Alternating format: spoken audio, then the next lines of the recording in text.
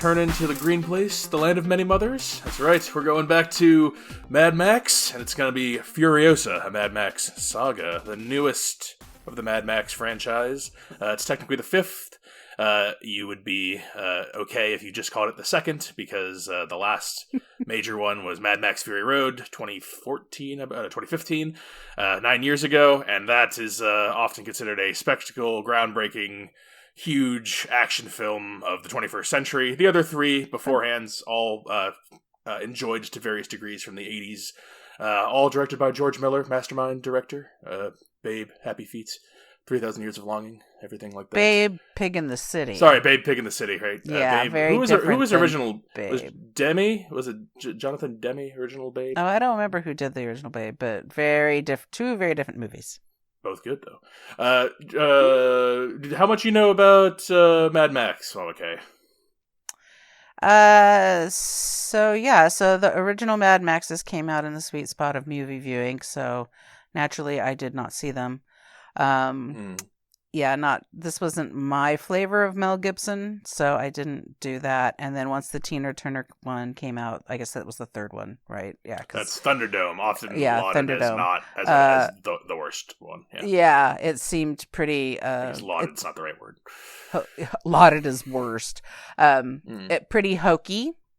And then and then I just didn't even. The other one didn't even cross my radar at all. So the newest one. So you've never seen Mad Max Fury Road? This is the only Mad Max movie I have ever seen now. That is great. Wow. That's great because I like that's going to be an interesting perspective. I've never seen the original three all their way through. I've seen clips on TV and same kind of thing. I'm like, I don't think that's going to be really for me because it's not really. It's too hokey. Like, it's not like my style. Like, I don't go back and watch like John Carpenter movies for the same kind of thing. It's just like, I don't know. Like, I get it. I get that time, but like it's and it appeals more to like a movie making nerd side of me as opposed to an actual storytelling. Whereas Mad Max Fury Road, the fourth one, or I guess the last one, but it's the latest. This is a prequel, so you know what I'm saying. This one's a prequel. That is actually like spectacle. There's a whole like how he made it. Like it's crazy when you're watching it. It is actually like blows you away. Cannot believe you're watching it. It's kind of like the thing I wish like Star Wars could reach the level of spectacle. And then so I was excited for Furiosa 9 years later, and very like I'm a Mad Max Fury Road fan, but I don't watch the original three. But I'm curious to see what you're gonna think because you have not seen even Mad Max Fury Road, so you're going in right virginal, completely no knowledge, and this is what Furiosa is about. Snatched from the green place of many mothers, young Furiosa falls into the hands of a great biker horde led by the warlord Dementus. Sweeping through the wasteland, they come across the Citadel, presided over by the Immortan Joe. As the two tyrants fight for dominance, Furiosa soon finds herself in a non-stop battle to make her way home.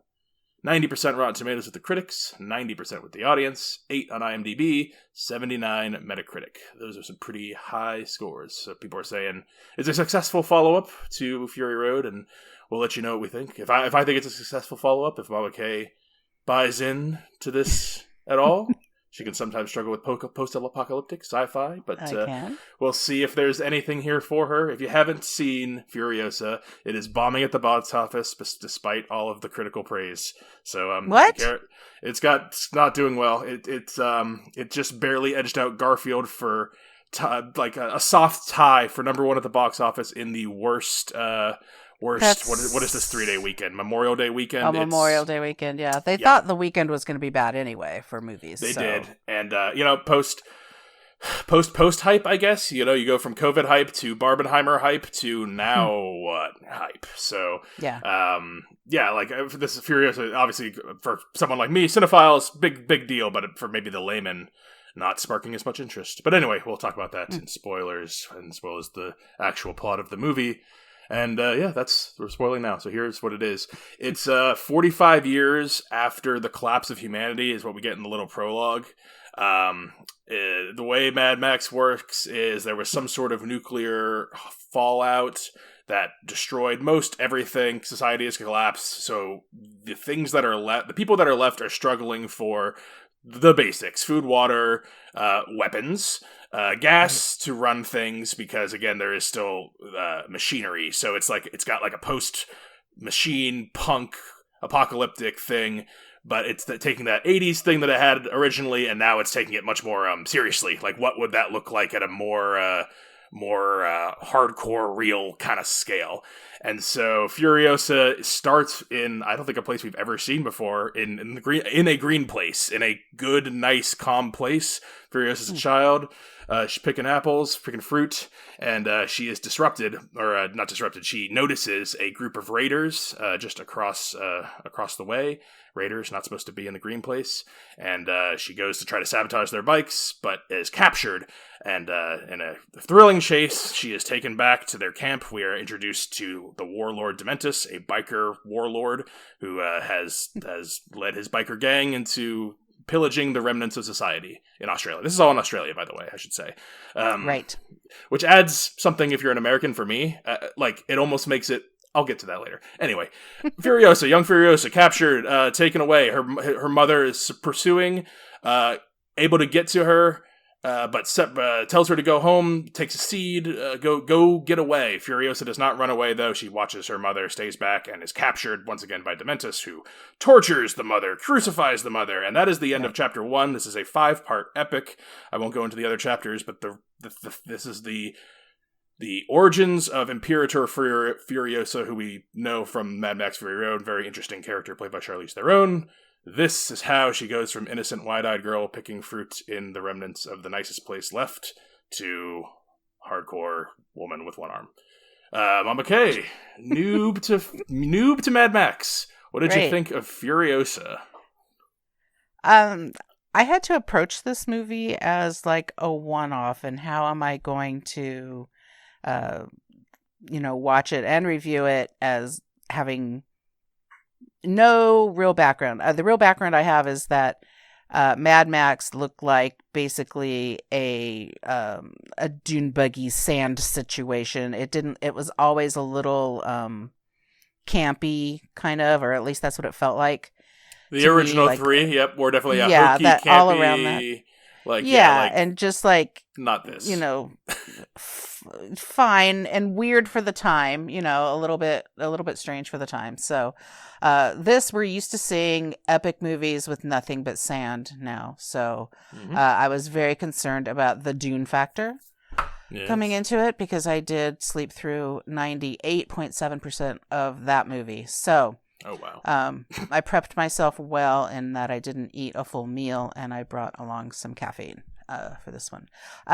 I was engaged in the storytelling of this movie. So it was already a win, I guess, at that point, was that I was like, okay, I'm engaged in this. I'm not, there's not a really, really epic fight scene, one giant epic fight scene where I will fall asleep during, because that's generally what I do. There were a lot of like separate ones. So anyway, so I was impressed with the storytelling of this movie, the way the story is told. It is back. I'm now back to, I don't really want to go to Australia ever. So that's this is actually currently what it's like. That's actually not even post-apocalyptic. This is just now. This is just now. Yeah, I've vacillated because George Miller documentary. I saw something that was made in Australia probably 6 months ago, and so I was like, wow, that's nothing but desert. I don't really want to go to Australia anymore. And then I see these really great, places that look a little more lush and gorgeous and New Zealand-y as opposed to, I'm like, oh no, I could do that. And now I'm back to, nah, I'm gonna skip that. I'm fine with that. So like I said, I appreciate the storytelling of this. The fact that he really fleshes out this world that is, like you said, post-apocalyptic is not my scene, but he fleshes out this world that's believable in a post-apocalypse. Note, we are still using fossil fuels, and the whole electric car thing is not a situation. That's a weird. What a weird flex. That's all I could think just of. So you know, there's not a bunch of windmills in the post-apocalyptic future. I'm just saying. Well, not a lot of solar panels in the Citadel. Why not? Because they have nothing but sun and wind. So, I mean, you would think that would be something that they would. They're pretty short-sighted leaders that do not care about renewables. Yeah, we do also have to kind of stretch the imagination that kind of the stupidest people in society have lived through this thing somehow, because these it's people, not just it's the hardiest. Like, these are like, you have to be hardy but not smart at all. Like, no, because you don't need to be. I guess a lot of the lessons of Mad Max is like, once society falls, the good people aren't in charge anymore. Like, right now we think all the worst people are in charge, and like, they're not. The real worst people were like the people from the past who were in charge from all the times, because they just like murdered people constantly, and like, that's the only way. Now we can keep in power and keep the world safe in a much tamer version of this. This is how it used to only be. So like, and this is how it will be again if there is not anyone saying not to. Yeah, but it's just, I mean, you would also think that there's a level of smart that has to come through, and it just doesn't feel like it does. It just feels like, I mean, maybe the one exception is I don't know any of their names. I'm so sorry. It's the guy that looks sort of like Darth Vader-ish. So that's a good point. Morton Joe is the Darth Vader, the white hair, the breathing apparatus. So he's the big bad. He might have some smarts. So yeah, he's the big bad in Fury Road. And for reference, I only know the 2 movies. I don't know the original 3, and apparently they're different enough from these 2 are supposed to be linked. Those 3 are not exactly linked per se. They are, but it's different. You know what I mean? So in Fury Road, Immortan Joe is the big bad, and in this one, what I really like about this one, I know I haven't really gotten to my part yet, like, it makes Fury Road more interesting, and also this stands on its own. Like, this doesn't have, you don't need to see Fury Road to get it, but Immortan Joe, and I like seeing the contrast between him and Dementis. That's my favorite stuff in the movie, is their leadership in this time of terribleness. And like, they're bad. Of course they're bad guys. You have to be a bad guy to lead. There are no good guys. You can't be a good guy and lead when there's no food and water and resources. You have only villains can lead, but then what kind of villain will work? Like, and I love seeing Dementis' style and what he values and the way he leads his people. He has sniffing dogs, and he cares about arts. He makes human sausages. Like, he has things he cares about that are different. Immortan Joe makes war boys, and he has Guzzolene. He's a cult leader, and he's a military guy. Like, I just like their Chris Hemsworth is much more of like a freewheeling libertarian, like, go fucking shit up in the wild. And it's just, I like seeing their different leadership styles and how they differ. He's like a ragtag fugitive fleet, versus the Empire kind of thing. Yes, it's kind of that same thing all over again. And they're both bad, though, is you get the correct framing that there is no... You get Furiosa's framing, that there was once a small little pocket of innocence left, and it was ripped away and destroyed and raged through. But was it really? Because I didn't get that from the movie, that they actually... I mean, that was the very first part of this, the goal of the first part of this film was that they were going to... follow her footsteps and find the green space. And I forget that you didn't see Fury Road. Like, if you're in Fury Road, the green place will die. Like, it will. And in this, I guess it's a little bait and switch, and maybe it sounds like it's going to be a hang up for you, or not a hang up, but like a storytelling misstep, because you're expecting that to be a payoff, whereas if you're watching and Fury Road, the green place is doomed from the beginning, and so you think you're going to find out how the green place was destroyed, but you don't. The green place was destroyed by some other thing, because that's just how horrible this world is. It wasn't even destroyed by Immortan Joe or Dementis. It was destroyed by some other horrible warlord we don't know about. Okay, because that seemed like the total goal is that they wanted to find the space, because they obviously have resources, which is the most important thing. And you think you're watching, like, it's going to lead up to Dementis fighting at the Green Place. If it's a traditional movie. But I guess, I know, I'm coming in knowing, I know that Furiosa finds the Green Place in the other one destroyed. So I know at the end of this one, she cannot find the Green Place destroyed. She has to still have hope at the end of this one. There are interesting companion pieces. Fury Road is all about like Furiosa is like the co-lead in that one. Mad Max is still like the lead in that one, although I would argue Furiosa actually arcs more and is a better protagonist. Just like in this one, she's a good protagonist in this series. Like in that other one, it's all about her trying to get home, realizing she can't go home because there is no home, and she has to. Spoilers from Fury Road, I guess. She has to go back and take the Citadel from Immortan Joe, and she becomes like the leader at the end. But like we don't see what happens, but she becomes the default leader. And this is all about her. How does the innocent child become that? Like that this person. Is her origin story. It's a good origin story. I haven't said it yet. I thought Civil War had a stranglehold on the movie of the year, and I am so thankfully incorrect because Furiosa lives up to the hype. Oh, so wonderful. I can't wait to see it again. It's great. I love this movie. I love it. I liked it more the first watch than my first Fury Road watch. I've since come to really like Fury Road more, but this I was smitten for. It's biblical. It's epic. It's wonderful. It's everything. It's so good.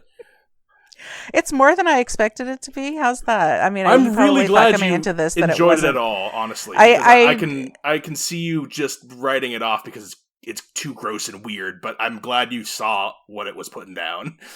Yeah, I mean, I like when there's first of all, he's not Dementus, he's like Thormentus, because I saw shades of later Thor, not early Avengers Thor, but once he became the big Thorbowski and all of that. So there were shades of that, and also I could not get over like his bad nose job that they did to try to make him look less attractive. I'm like, this is not working. It's actually one of my biggest critiques was Dementus is not as great as he should be. Like he's almost not quite right in the tone. Like he's almost got too much MCU leftover energy in him to fit. Yeah, Mad Max is a little meaner. He's just a little bit too silly. I get he's supposed to be the Joker-y kind of guy, but he's just. Is Mad Max in this movie? I think he has a cameo. I don't think this is the first one that doesn't feature him as the lead. And I thought there was a credit for him, but I didn't know what character he was supposed to be. Yeah, I couldn't keep any of them straight. It wasn't Tom Hardy or Mel Gibson. It was the Tom Hardy's stunt double from the other one, but he is credited as Mac Rockastansky or whatever his name is. Which that was another big hang up for me for Mad Max movies. Is Max is a boring ass character. Like he was a cop.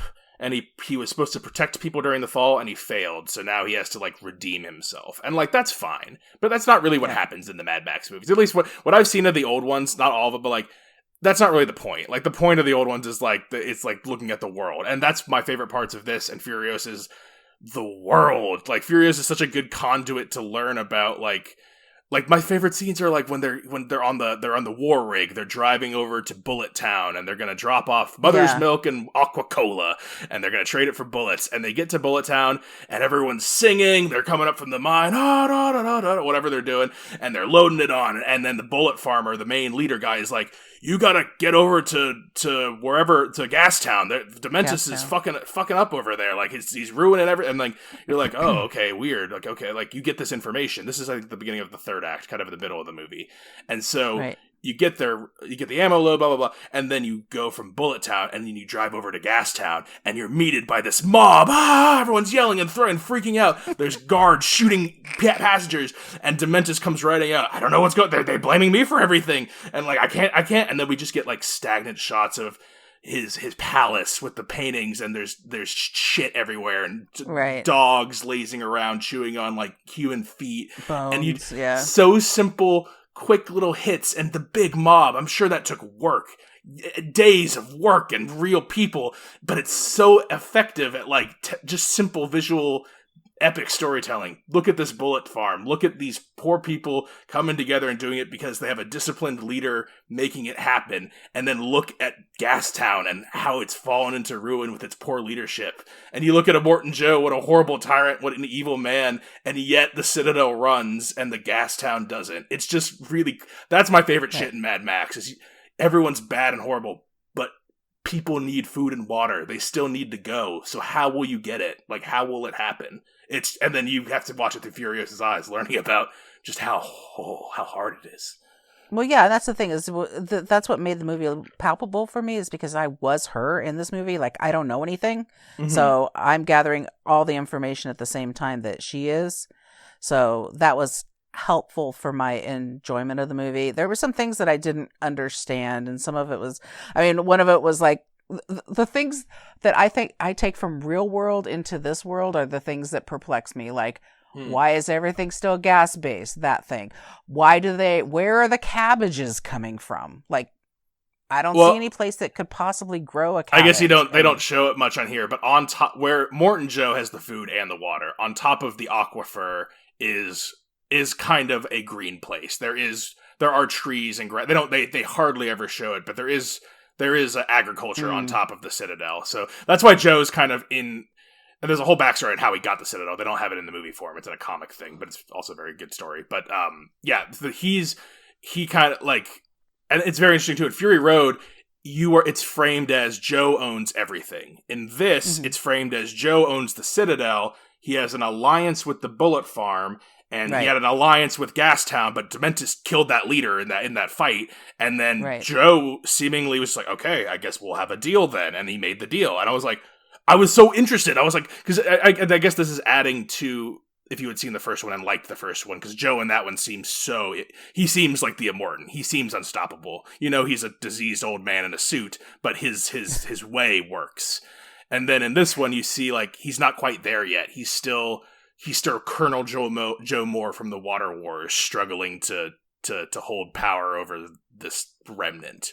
Well, yeah, he seemed to be the most powerful, but he also seemed to have like there was the nipple twister guy who the people eater to be whatever.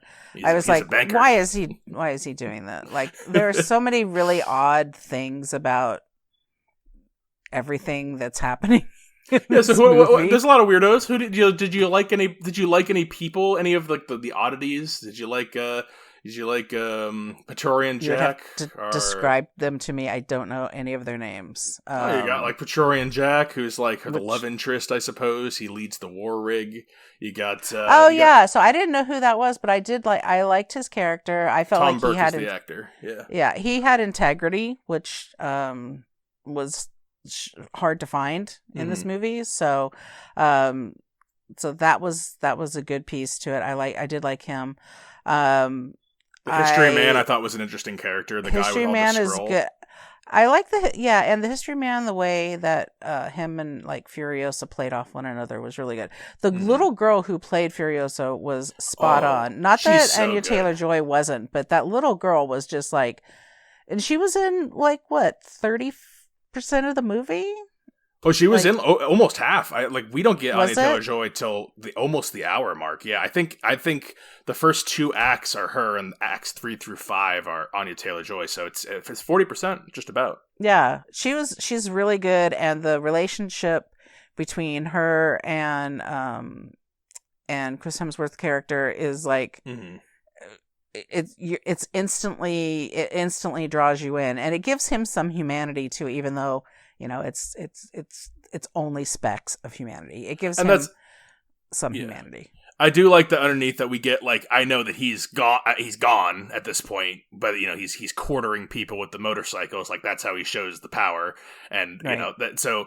But like we hear him all the time, like he lost his family way back in the fall. So like, he was probably young. He was probably like a 20-year-old guy with little girls. And like, and so what do you do? And so like when you can become like this person and then like they all follow you, like, what choice? Like, you don't have alternatives is the thing. There's no comfy green place, no one else has that. And you see the desperation in these humans out there, like, just like, oh, it's scary. And if you don't take the reins, then what happens? Like, exactly. Then what do you you want to get Joe in charge? Do you want Bullet Farmer in charge? Like, there's only so many leaders out there, and what kind of leaders are these? Like, what do you Dementis we think of, like, even like, honestly, like Dementis, like, I bet living in Gastown until it crumbled was probably better as a citizen than living under, like, the Citadel's hell. The Citadel is and you get a little bit more of the class. Again, everything I'm so interested about is about how the world works. It's very well thought out. It's not thrown away. It's not it's not a you think about it too long and it doesn't work, kind of like a Star Wars where like how would this actually, like, this doesn't actually, but like when you think about the Mad Max world and when they put details in, it works shockingly well. There's like a milk woman tier and a breeder tier, and there's the war boy tier, and if you're not fit, you're just like literally like a peasant. You saw those people who like live in the caverns and they just live off of like the maggots that eat, like, it's just why, and it's because there's an aquifer, so they get like the condensation, like, like, because you have nothing. All you can hope to do is just try to live moment to moment, and then like a couple people have the wherewithal to like govern and like try to do things. It's wild. It's so good. It's so well executed. It's impossible to figure out how many of those people could possibly have survived already to this. Like, that seems, and there are no children around. Not a lot of children, left in the like. So that's kind of a interesting thing. Like, why? Well, you'll see some, like, in the other one, like, some kid, like, there are children who, like, and a lot of times you have kids, like, they will take them and, like, kind of raise them, and, like, either, like, Morton Joe makes them war boys. If they're male and they show promise, he paints them white, he teaches that, and you don't get this, I only know this from watching and inferring. It appears that the war boys get some sort, like, they are promised Valhalla if they die, like a warrior's death. They spray their face with this chrome spray paint that I'm sure gets them. Yeah, what is that? They don't explain it, but the way they show it in Fury Road, like, a guy will jump up on a thing, he'll go, I'm going to ride to Valhalla on the back of a Morton Joe, shiny and chrome, and then he'll spray his mouth with spray paint, he'll scream, witness me, with a stick with dynamite on it. All the war boys will go, witness him, and he'll jump and suicide bomb on something. And I don't need to be explained what their rituals are. That visual scene told me exactly how their society works. They're like a suicide bomber, 72 virgins kind of thing. Like, this life is so horrible, but if you devote your whole world to me, and then you will have a great afterlife, and you give them spray paint in their mouth, it gets them super high for a second, and they're not going to feel the after effects. They're already covered in tumors and shit, so they're going to die. They call it half-life, I think. I've cursed with a half-life. They all have tumors, and they're going to die in their 20s or whatever. So you're a war boy. What else are you going to... Right. The women who are healthy, I don't think they showed in this one, but they literally are like hooked to milking machines, and they just sit there and are milked and fed and milked. And then when they no longer produce milk, they are thrown out of the Citadel into that wasteland until they die. Or that's how it works. It's just wild. Yeah, that's pretty wild. Again, they don't need to explain these things. They visually explain these things with good, just great storytelling. Just like Mad Max and the other one, he's a blood bag. He gets captured, he gets hung upside down in a metal rack, and you don't even know, like, what's a blood bag. You see one of the war boys like, I'm taking my blood bag out, he's gonna give me all the energy I need, and I'm gonna ride into Valhalla. Like, oh, okay, he's sick, so he straps a human with healthy blood to his veins while he fights, so he can fight better. Like, I get it. Like, that's crazy, that's barbaric, but that makes sense. Like, I understand, and like, that's just what that's Mad Max. That's why Mad Max works. Is because it does that constantly. It does do that constantly. I'm not gonna say it doesn't. There were shades that reminded me of Snowpiercer. Yeah, some Snowpiercer. Same kind of, post-apocalyptical. That seemed a little more livable, though, honestly, than this. But so you'd rather do Snowpiercer if you're assuming you're a peasant class. All right, so Snowpiercer eating the bugs or living under the Citadel. 100% on the train, because I hate sand. Unless it's coarse and rough and irritating. Yes, exactly. It gets everywhere. It gets everywhere. Yeah, I don't care for the desert. I don't like hot and heat. I would much rather be freezing cold in a steel tube, circumnavigating the frozen earth forever. So I feel like you just that's another problem with Snowpiercer. I can believe Mad Max so much more than Snowpiercer, because like a train runs out of resources. I can too. It's not about a believability thing. It's just more about like, what would you rather? I mean, this is what I would rather. I gotcha. Yeah. So, I was thinking about that. I'm like Snowpiercer like really does it. Like in this one, like it's crazy, but they also and they do it well in the beginning of this one. You understand how scarce things are because when the bikers are running away and like a bike falls, they don't just go poof, oh the bike's gone, and like we lost a man. Like in every other war movie where it's dispensable, whatever. You have to run back and grab every last little piece you possibly can because you don't know when you're going to find another working vehicle ever. You might never so you have to care about every little piece, and I think it also shows the savagery of just everyday life too, because it's just about okay, well that guy is now half buried in the sand with his legs all broken and sticking out, and so I've got to take his gas tank and anything else that I can use. I don't give him two looks. I don't give a shit about him. Like that's a big piece of it.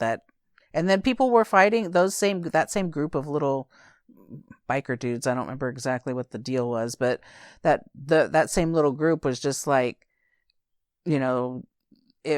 if they had to like take out and fight against one another right then, they would. Like there's no loyalty in in that thing. So. That's why I find it so compelling too, is how few outlets there are. Like there's only like a couple people left. There's a couple warlords, and then under the warlords you have like tools, basically. You have the organic mechanic, who's a surgeon. You have that guy with the eye patch. I dig him. I liked him. Yeah, he's from the original one, too. And you're like, because you see him turn up in Dementis, you're like, the organic mechanic, what's he doing with Dementis? And then you realize, oh, that's how Immortan Joe got him. He got him in a trade with, it's interesting. Like, I was like, that's cool. Because he's in the other one. I like when the one woman births the conjoined twins. Like, sorry, no good. No, please, I can do it. Up 3 unhealthy. You're going to make a milkmaid. So she gets kicked out of the only nice place there and sent down. Right.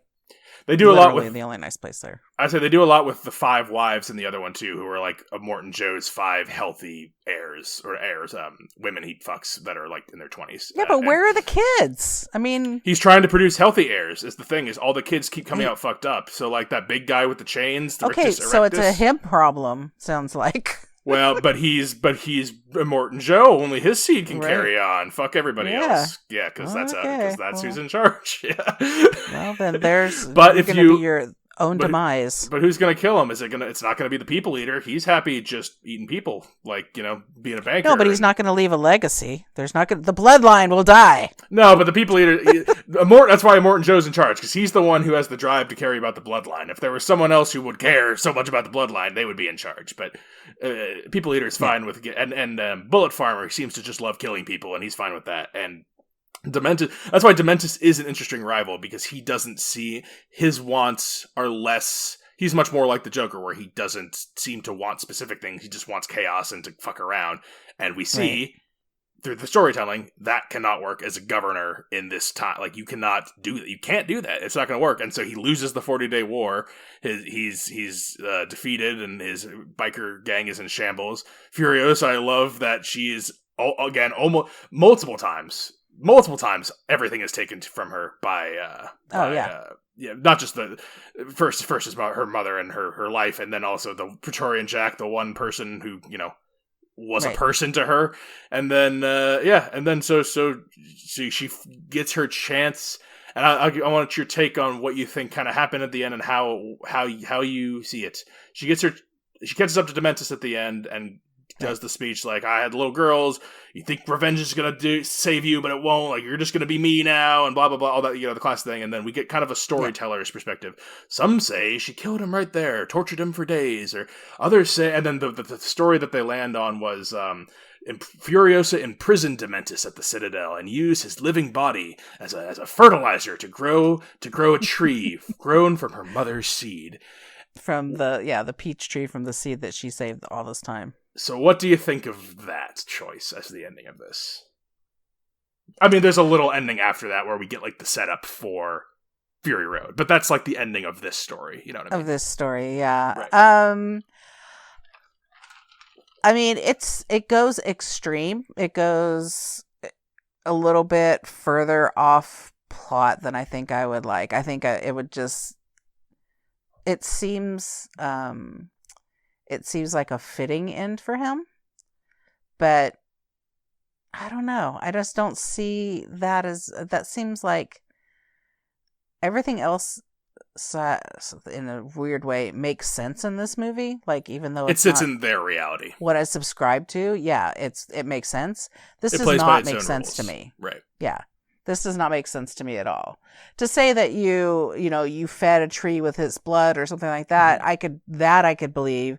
You kept him alive for that purpose, but to actually have the tree like growing out of him seems really like that's a step too far, I thought. I agree with you if you choose to interpret literally as the storyteller tells literally, and I choose to interpret it as a Bible story, like a story of like a guy rolling a boulder up a hill forever, or a guy getting his liver picked out every day because he's chained to a rock or whatever. Like I see it more like society has fallen. Now storyteller man somewhere out there is telling the story of Furiosa.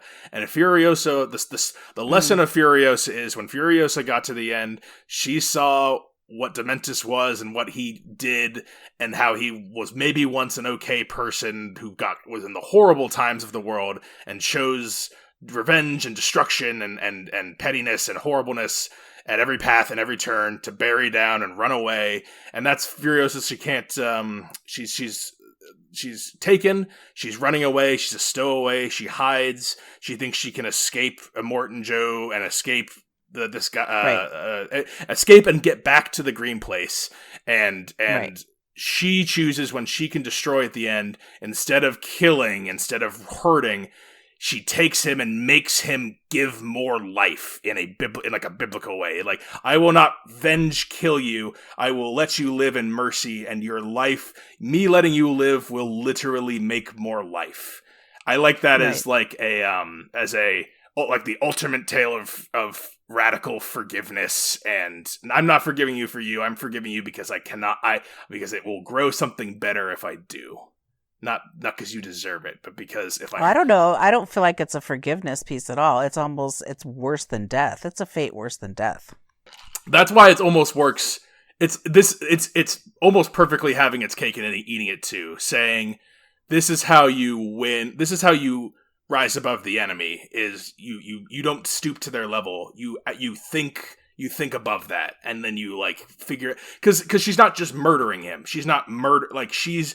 The point of this, if and I'm sure in real life, whatever. in the real world of Mad Max, she probably just killed him. Maybe she did some sort of ritual with his body and his ashes and his blood or whatever, and maybe that had something to do with the tree.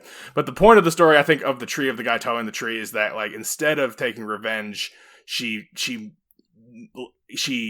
let him go in favor of a new thing.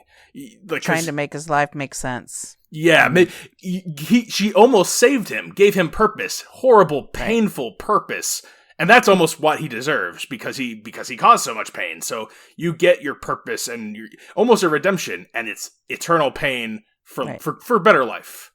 It's that's why I'm just thinking what would you do instead? There's so many movies that end on just you satisfyingly kill the bad guy, but that's just not how it really works. Most people don't actually. Killing the bad guy satisfyingly is not actually satisfying. It doesn't actually work like that. So that's why I think. Well, yeah, and I'm guessing that because in the prequel, that this is not satisfying enough for her, that she has to keep on living in this world, and so she becomes. Well, that's what I like about her. Else's. She's inspired to at least do, like, she's still when she's in Purity or Furiosa in Fury Road, like, she's at the beginning of that, she's working for Immortan Joe still. It's not until like they realize that she's double crossed them and is trying to take the 5 wives to get. That's what Fury Road is. She's trying to save Joe's 5 wives, get them to the green place, but she's done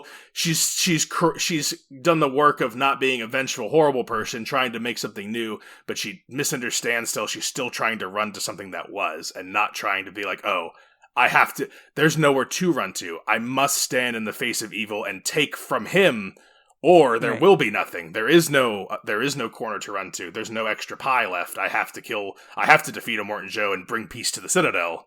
Because there is no other fresh water left, right, on the planets possibly. So like, there's nowhere to run. I have to beat him, and that's why.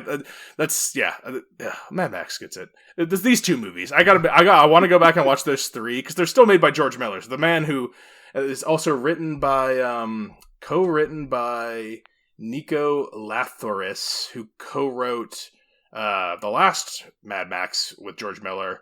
Those are his only two writing credits. He's been an actor for on and off for like 30 years, but small roles, nothing you know from. And just wrote this with the madman, George Miller, the 80-year-old flying off rigs. Before I part, do you know about the filming? Impressive. Do you know about the filming of these movies? Like, because George Miller is a 79-year-old man. Like, he's right. Here's action sequences where the Raiders attack the war rig. So that's that one that's in the fourth act. That's like the big action set piece. That took 78 days to shoot, 200 stunt performers, and they all worked every day. So 200 stunt performing extras for 2.5 months for that one sequence, and they're all working every day. This thing, I mean, obviously went over budget, over time. It took like, this was supposed to be back to back with Fury Road, which was also delayed 15 years because, you know why Fury Road was delayed 15 years? It was supposed to come out in the early 2000s with Mel Gibson. You know why it was delayed? No. 9/11.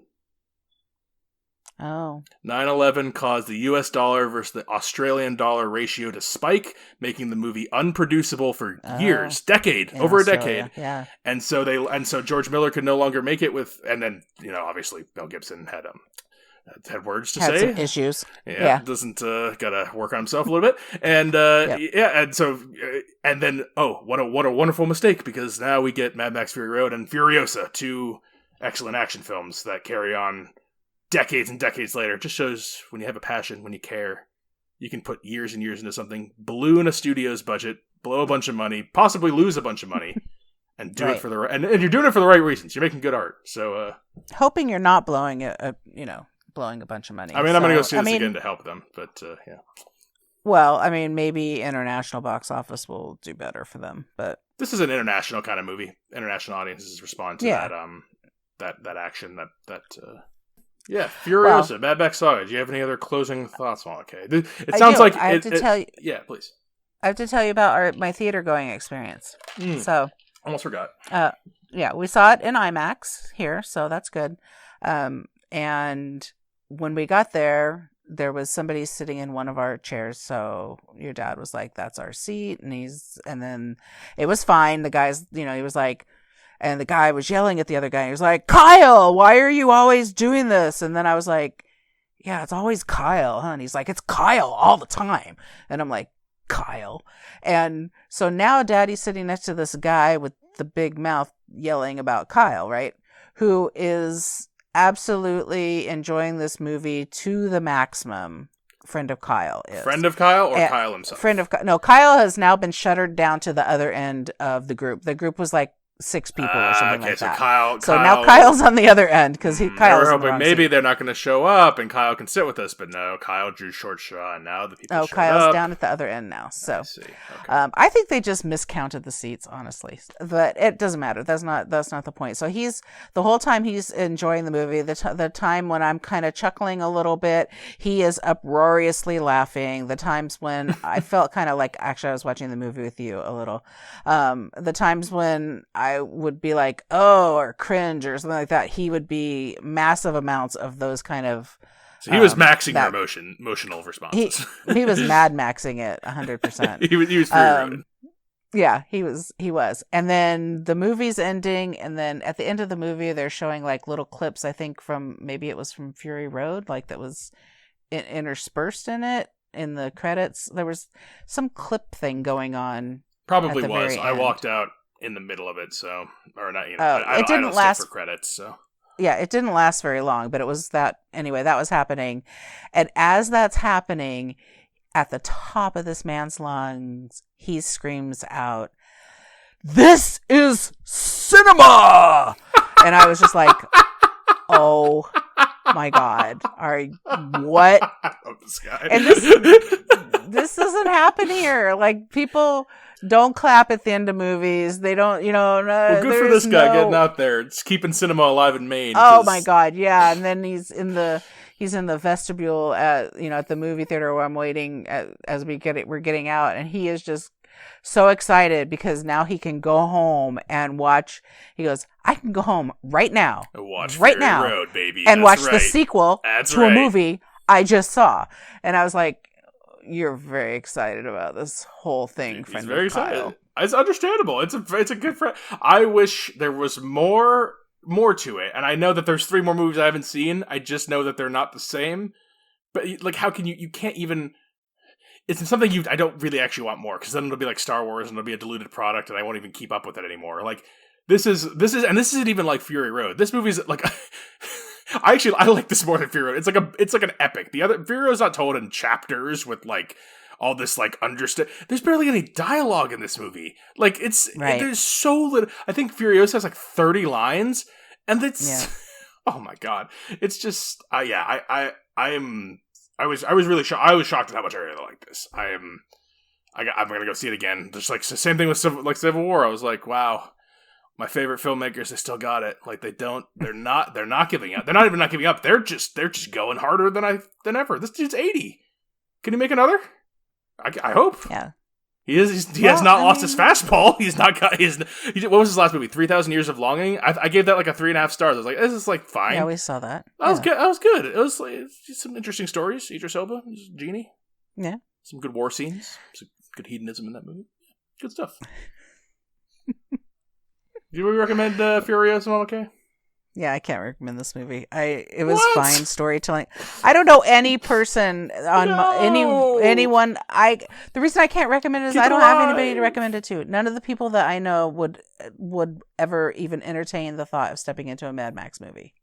But it's good. I had somebody asking me if I was going to see Garfield this past weekend, and I was taken aback because I was like, there's a Garfield movie out, and then B, like, I'm not going to the movies to see Garfield, but apparently more people did than Mad Max. So. It was a virtual tie, but okay. Well, I mean, you can recommend it highly, and I don't begrudge you that because I realize but this just shows me that there are very few films made out there for A, women, and B, people my age. So it's just not.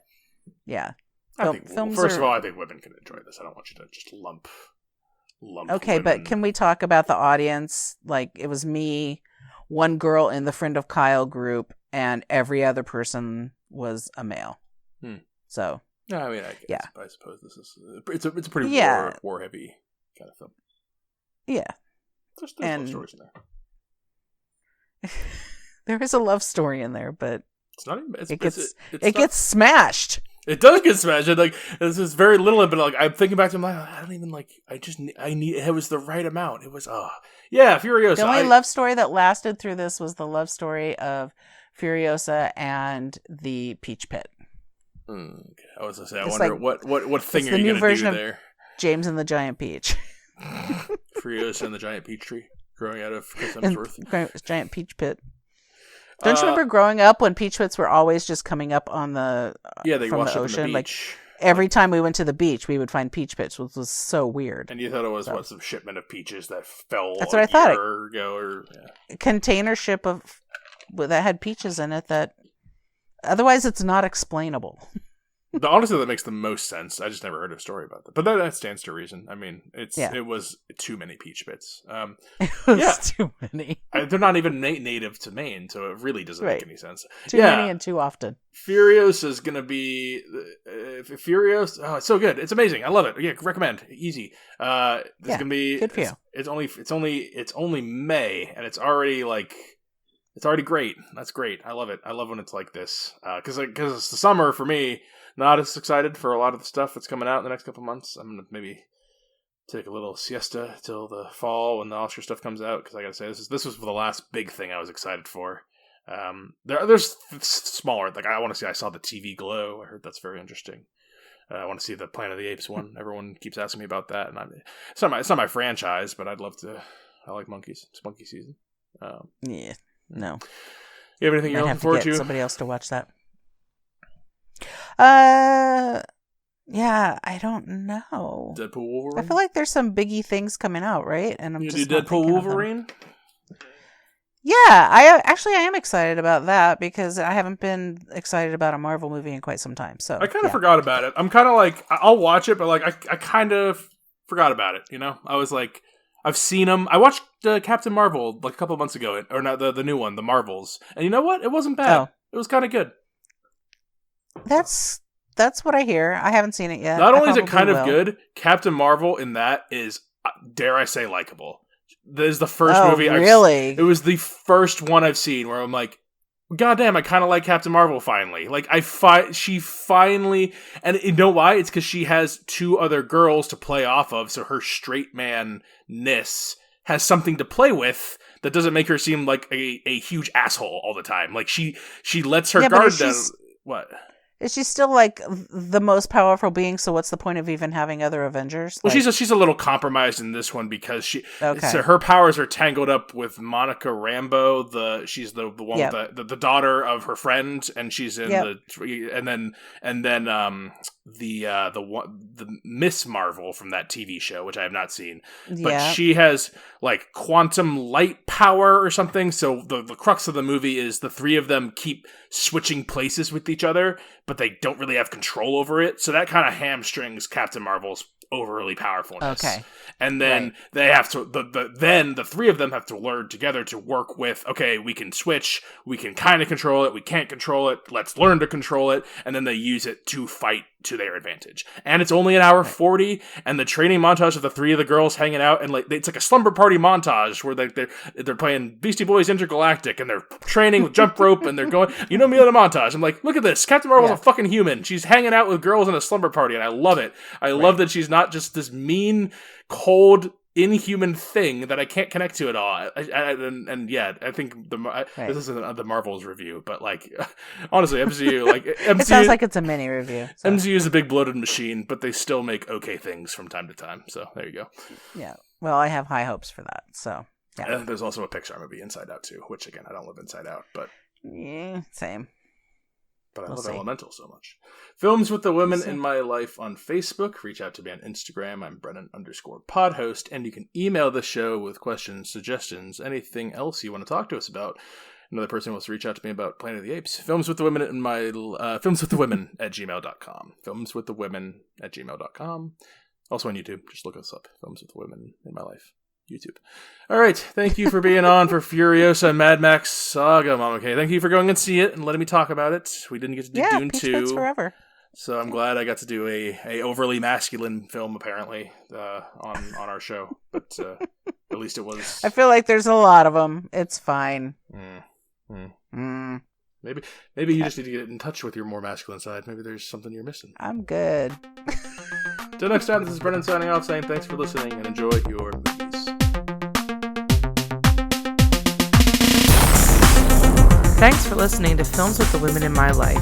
If you enjoyed being a listener in our life, please rate and subscribe on Apple Podcasts or on your favorite podcast app.